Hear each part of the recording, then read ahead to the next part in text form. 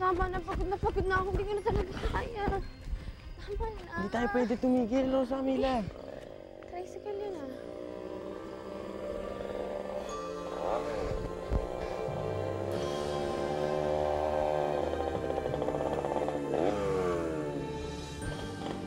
May susundin pa ako eh. Mabayarang tayo namin daan at dadbo lang sa pangpang. O sige, sakay na.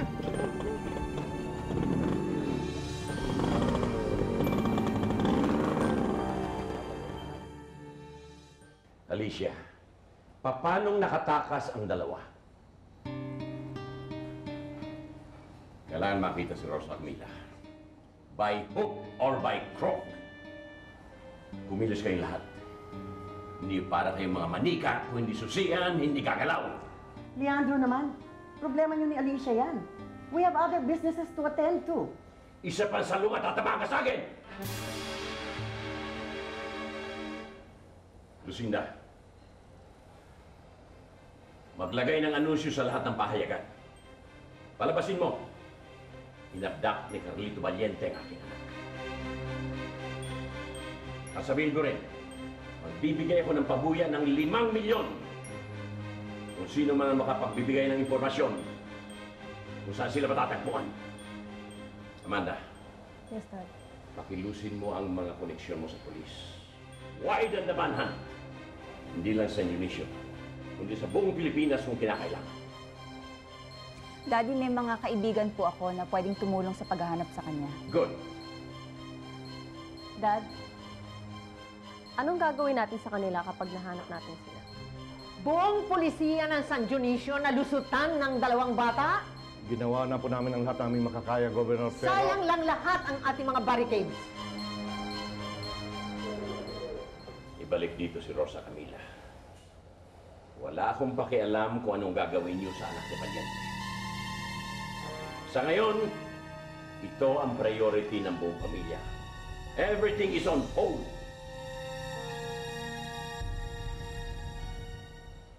Magbibigay ako ng pabuya sa kung sino man ang makapagbibigay ng impormasyon sa kinaroroonan ng ating mga hinahanap. 1 milyon sa makapagtuturo, 2 milyon sa makakahuli. Bukas magsisimula na ako magtrabaho dun sa kumpanya ni Daddy. Sabi nga niya, pagbalik na pagbalik mo, may posisyon ka na kaagad eh. Uy, oo nga pala, si Rosa Camila at saka si Carlito nagtanan. Ginaya tayo. Oo, sana nga hindi sila mahuli. Ewan, dito na yung warden ko. Sige na, I love you. Bye. Paloma, sasabay ka ba sa akin bukas sa opisina? Hindi. Sunduin ako ni Ate Lucinda eh. O isang building lang naman pupuntahan natin. Bakit hindi ka pa sa akin sumabay? Bakit takuin mo ko ulit? Paloma, pwede ba tigilan na natin to? Teka, tinago mo yung pagiging mag-ina natin, pinalaglag mo yung dinadala kong anak, nilayo mo ako sa asawa ko. Sino bang dito mitigil, ha, Mami? Para sa kapakanan mo naman to eh. Ikamamatay ko yung mga ginagawa mo para sa kapakanan ko. Pwede ba? Si Rosa Camila at saka si Carlito na lang ganituhin mo. Dahil naman ang gusto mo, di ba? Gusto mo lumapadibagay mo kay Daddy. Di hanapin mo. Kaya lang, bilisan mo. Dahil pag naunahan kita, lalo ko sila itatago.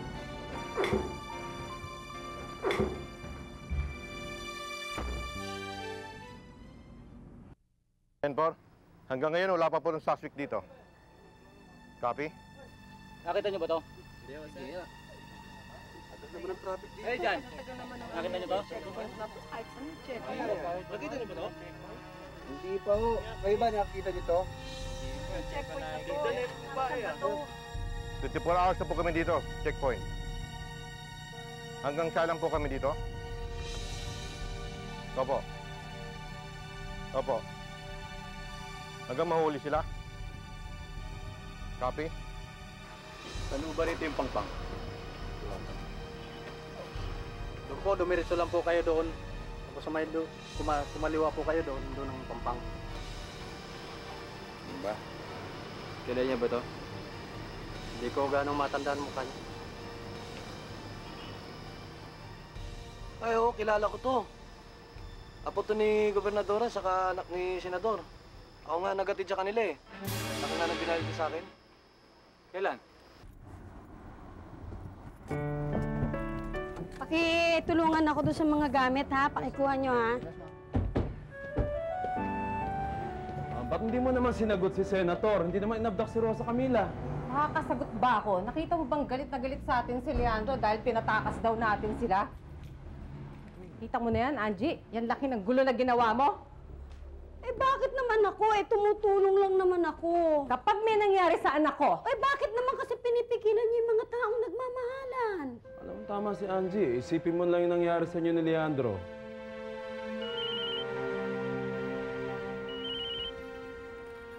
si Rosa Camila siguro. Cellphone mo yan. Hello? Anak! O, nasaan ka? Nasaan kayo ni Carlito? Ma, okay lang po kami ni Carlito. Wala na po kami sa San Dionisio. Eh, nasaan nga kayo? Pasusulat na kayo bukas ni Leandro sa mga dyaryo. Mahihirapan kayo magtago na. Kamusta na po kayo? Hindi ako nakakatulog. Inaalala ko kayo eh. Bumalik na kayo. Ma, hindi na pwede. Hindi na kami pwede maghiwalay ni Carlito. Sana po maintindihan niyo kami. Rosa Camila, maawa ka sa amin ng daddy mo. Ma, ito lang hihilingin ko sa inyo. Sana ibigay niyo na po ito sa amin. Please. Hello? Ma? Magalit pa kayo sa akin? Nandito pa ako, nak. Oo. Pakausap naman kay Carlito.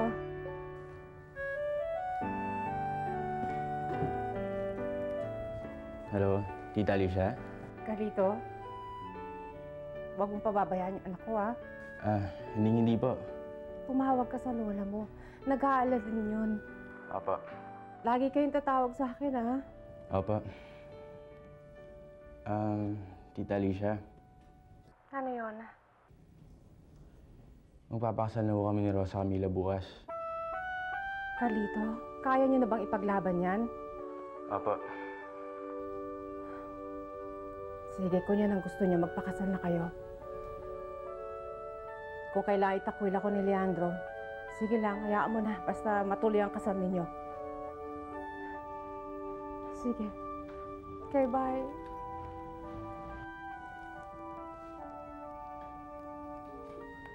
Eh, bakit ka umiiyak? Eh, masaya naman si Rosa Camila. Huwag kang umiyak. Ano ka ba? Kung mawawala ka, kung mawawala ka. Kalimutan na muna natin ang problema kay Rosa Camila dahil ang problema ng pamilya dapat niya pinag-uusapan sa bahay. Hindi rin naman dapat tumigil ang mga businesses ng Montemayor dahil lamang sa isang lapastangang anak. Plano ng Montemayor Shipping Lines na mag-expand. And even from Daddy's time, na-approve na ng board na mag-a-acquire tayo ng 4 na ocean liners, one of which is a luxury liner. By next year, hindi lang from San Dionisio to Manila ang gagawing trips ng ating shipping lines, kundi pati na rin sa mga nearby provinces ng region. As for the luxury liner, pumayag na rin ang board na magkaroon tayo ng kauna-unahan sa Pilipinas na first-class luxury liner na magiging international vessel for passengers. Kausap ko na rin at pumirma na rin ang ating mga partners na foreign investors for this project. Needless to say, we need a lot of money. Okay. Pera na hindi pwedeng ipahiram ng Montemayor Shipping Lines sa Montemayor Publishing. Anong ibig mong sabihin? Mga 5 taon nang nalulugi ang Montemayor Publishing, Lucinda. Not this year, though. Pinapangako namin ni Paloma yan. Pwes, hindi na pwedeng magpaluwal ang Montemayor Shipping Lines sa Montemayor Publishing. It's either umutang kayo sa ibang kumpanya or i-close lang yun yung project. Hindi pwedeng ipa-close ang publishing. Lucinda, I am not saying that I will close down your company. What I'm trying to say is that you should seek other ways to fund your own company. Malaki na mga utang ninyo at kailangan nyo ng bayaran dahil marami na rin kami pangangailangan. Unless, i-acquire ng shipping lines ang publishing. Ate Ernestina, parang lumalampas ka na ata sa teritoryo mo. Amanda, bilang Vice President ng Montemayor Holdings, responsibilidad mo ang humanap ng ibang sources of funds to inject sa Montemayor Publishing. Kanya-kanya tayo ng hatak ng buntot ito, my dear sisters. At advice nga ng mami ko, pag mabigat na ang buntot, baka kailangan ng putulin. Lucinda, sandali lang. Kung hindi mo ko nire-respeto bilang mas nakakatandang kapatid, from one president to another, irespeto mong posisyon ko. Huwag kang lalabas dito nang hindi pa ako tapos magsalita. I'm sorry. Good. Now, moving on to our next agenda. Malamang wala na si Carlito at si Rosa Camila dito sa ating bayan. Ganun pa man, huwag pa rin yung aalisin ng mga barikada para, just in case, para hindi tayo malusutan. Yes, Governor. Go ahead with your duties. Yes, ma'am. Yes, ma'am. Samahan ko na ho kayo.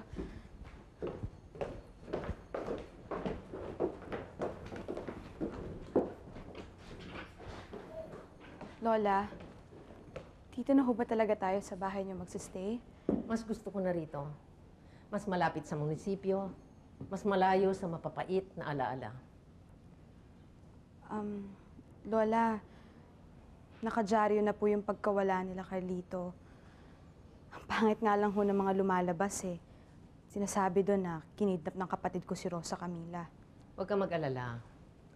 Makokorekt ko yan sa press conference na ibibigay ko mamaya. Mamahalan talaga sila eh. Saan sila dadalhin ang kanilang pagmamahalan? Sa kamatayan? Hindi pa ba sila natuto sa pagkamatay ng inyong mga magulang? Walang Montemayor at walang Valiente na maaaring magsama.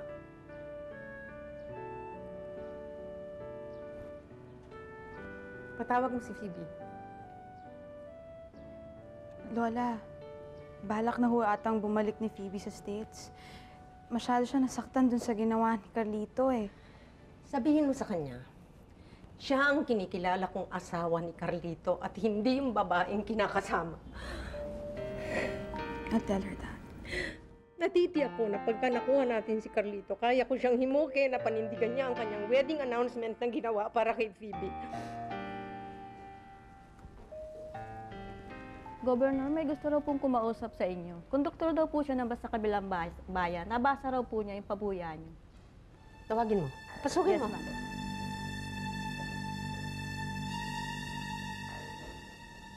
Magandang umaga, Governor. Saan mo sila dinala? Dumating ho sila sa may airport at patungo raw po at nadinig ko na patungo sila Maynila. Mawawala ka, di na iibig pa. Kung mawawala ka, di na iibig pa. Pagod na ako sa ginagawa natin.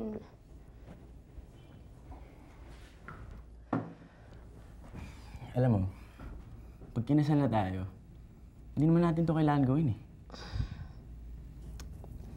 Mukhang magkakasakit ata ako. Ha? Bakit? Sama pakiramdam ko eh. Yung mga nangyari sa atin, siguro ngayon lang naramdaman ng katawan ko yung patak-patakbo natin. Hindi. Ayun, mabisi na para makapagpahinga ka na. Sige. Alicia, nandyan si Ethan, nagwawala. Halika, halika.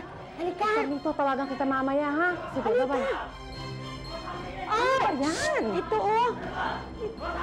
Ay! Maingay! Jonathan, you stop it! Tama na! Iuwi niyo na yung batang yan. Uwi muna! Pahinga muna!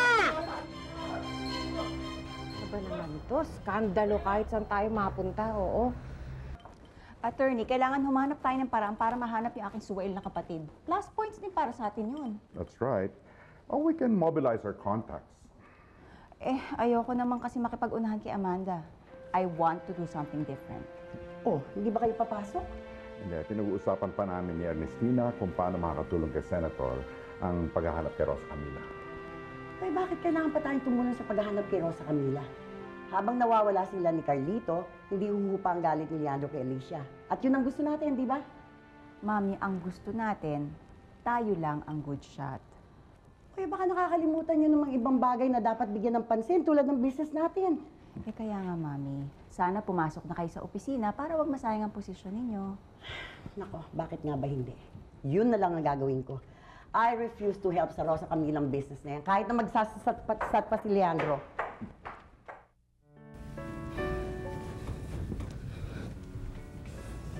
Ano ba? Pakipatay yung aircon, giniginawa ko. Ay, nakapatay nga yung aircon eh. Giniginawa ko eh. Ingat ka.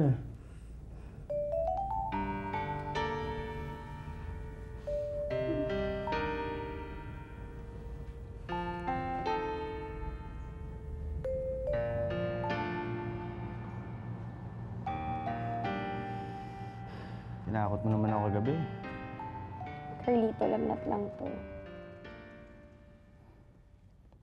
Gusto mo ba kuha na kita ng yaya? Bakit? Ayaw mo na akong alagaan? Hindi naman siya ganun, pero baka sinahirapan ka na sa nagtatrabaho, ganun. Baka sabihin mo ikaw nangangailangan ng yaya. Tingnan mo, nilagnat lang ako kagabi. Tinawagan mo na agad si Mami. Eh, ano pa naman gagawin ko? Gusto na kakatadali sa ospital, kaya lang baka... Ay! Sandali lang. Upo ka muna.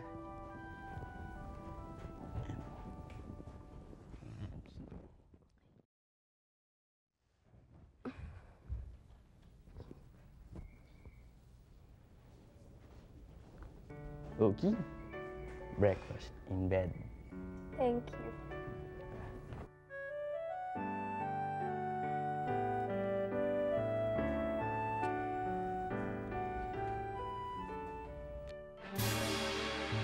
Marami na akong pinalakan ng mga private investigators. Pati NBI at mga dyaryo. O ito ang retrato nila. Pero ba't wala pa rin pong update? Dahil hindi pa alam kung saan sila hahanapin. Maring nasa Mindanao o Kabisayaan. Hindi ako makakapayag na tarantaduhin na lang ako ng Carlitong yun. Tatarantaduhin din natin sila. Paano po? Oras na makita si Carlito. Uuna natin siya at ang kanyang girlfriend na si Phoebe. Pag nasa atin na si Rosa Camila, gagawin ko ang lahat ng aking makakaya para mapapayag si Rosa Camila na makasal kay sa huwes. At tapos, susunod natin ang kasal niyo sa simbahan pag wala ng habol si Carlito Valiente.